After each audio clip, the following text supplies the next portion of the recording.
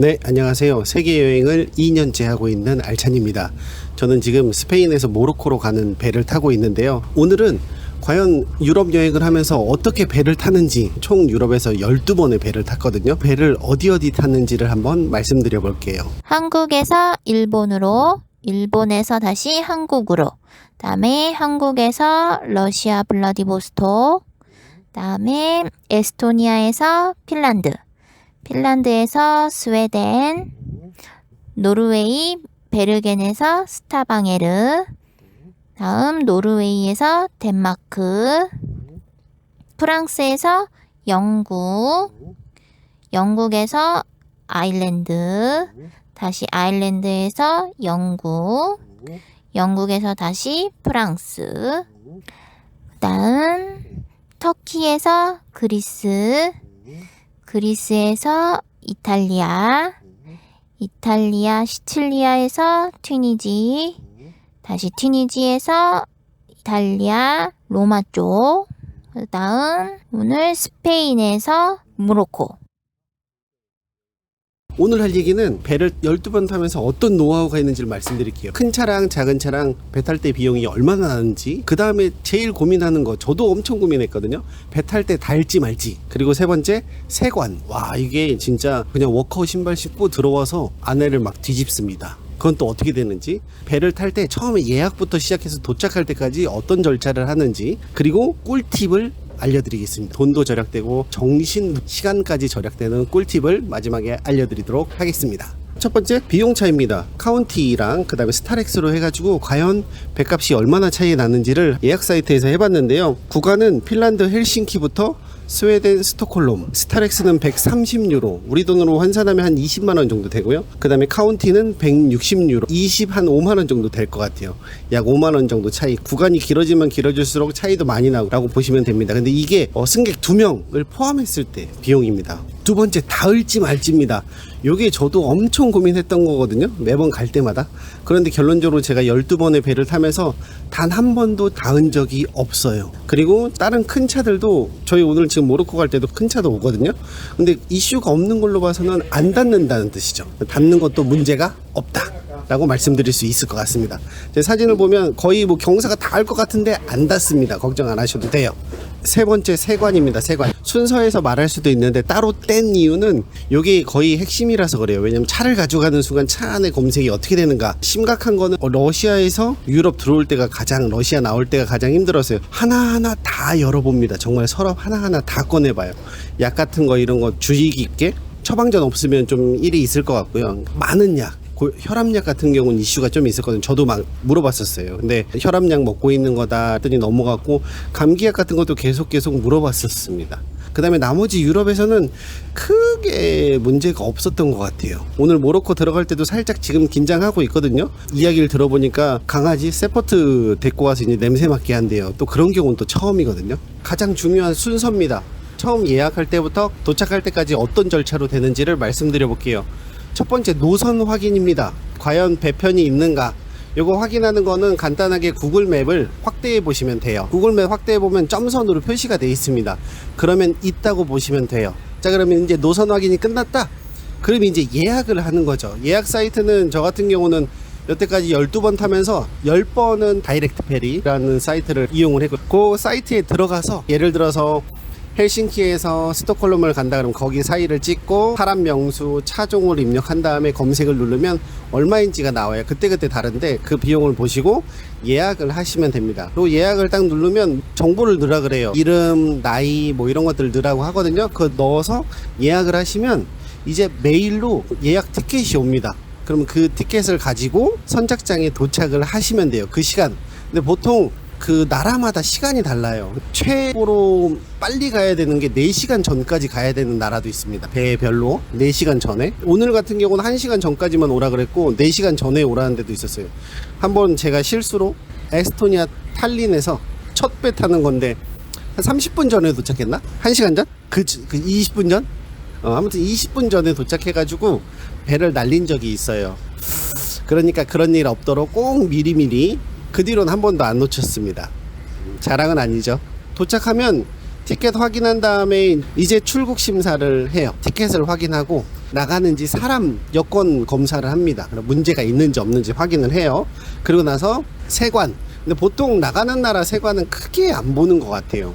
그렇게 하고 통과를 해요. 거기만 하면 이제 거의 나가는 건 끝이죠. 솔직히 나가는 건 크게 걱정이 없어요. 이제 거기서 대기하라 그래요. 그리고 만약에 2시간 전에 도착했다 그러면 2시간 거의 한 1시간 반은 기다리고 있어요. 그럼 이제 들어가기 시작합니다. 배 시간 한 30분 전쯤 배를 탑니다. 이제 안내하는 대로 가면 돼요. 가다가 제일 걱정인 게 경사로. 하지만 앞에서 얘기했듯이 경사로는 문제없이 갈 수 있다. 안내하는 대로 멈추고 짐들을 챙겨서 필요한 짐들을 챙겨서 올라가면 돼요. 이렇게 차를 세우고 위로 올라갑니다. 1시간 반 정도라 특별하게. 근데 여기서 중요한 게 여기 정말 중요한 포인트거든요. 이게 배가 출발한 다음에는 차 세워둔 데가 잠깁니다. 그러니까 중간에 가서 나 배에 차 가서 뭐 갖고 와야지 이게 안 돼요. 저희 한번 경험했었거든요, 초반에. 만약에 6시간 배다 그러면 6시간이면 꽤 길잖아요. 그러니까 추울 수도 있으니까 담요 같은 거 챙겨서 미리 올라가시는 게, 먹을 것도 미리 챙겨서. 여긴 비쌉니다, 배 안에는. 아까 모로코 사 먹었는데 맛은 썩 그런데 비싸더라고요. 2만원 했습니다. 모로코 치곤 너무 비싸요. 타면 와이파이 지금 여기는 프리인데 안 잡혀요. 사람들이 너무 많아서 그런가. 그리고 대부분이 와이파이가 하루 넘어가지 않는 한 없거나 무료였고, 좀 길게 가는, 덴마크에서 아이슬란드 가는 거는 저희 그 아제아짐 형님네가 탔었는데 와이파이가 3일에 몇 기가인지 정확히 모르는데 돈이 비쌌습니다. 한 3, 4만원 냈던 것 같아요. 몇 기가 안 되는데. 그렇게 와이파이도 될 때도 있고 안 될 때도 있다. 그리고 또 중요한 게 있습니다. 여기서 배 탈 때 로밍 조심하셔야 돼요. 로밍. 예를 들면 심을 샀는데요.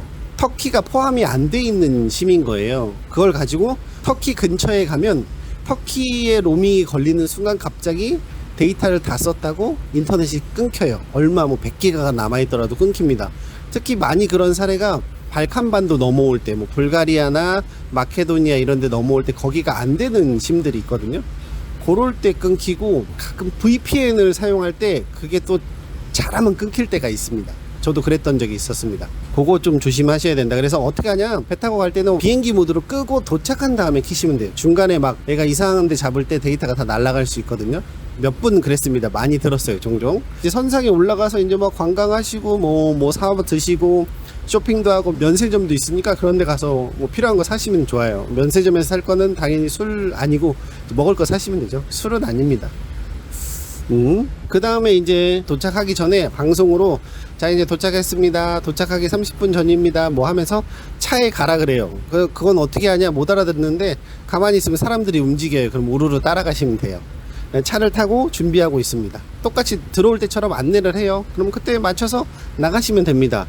이제부터 중요하죠. 이제 이게 관건입니다. 이게 가장 고민하는 거죠. 들어갈 때 첫 번째는 이제 입국 심사를 하는데 사람이 들어갈 만한가, 비자에 문제가 없는가 라고 하는데, 저희는 한국은 비자가 워낙 잘 돼 있어서 무비자로 갈 수 있는 나라들, 지금까지 안 되는 나라들이 없었습니다.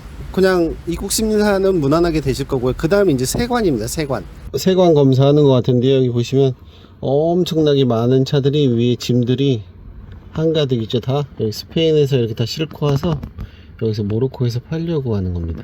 뭔가 문제 있는 거 갖고 왔나, 뭐 약 같은 거, 그 다음에 뭐 나라마다 고기류, 그 다음에 신선한 야채류, 요런 걸 하는 나라들이 있거든요.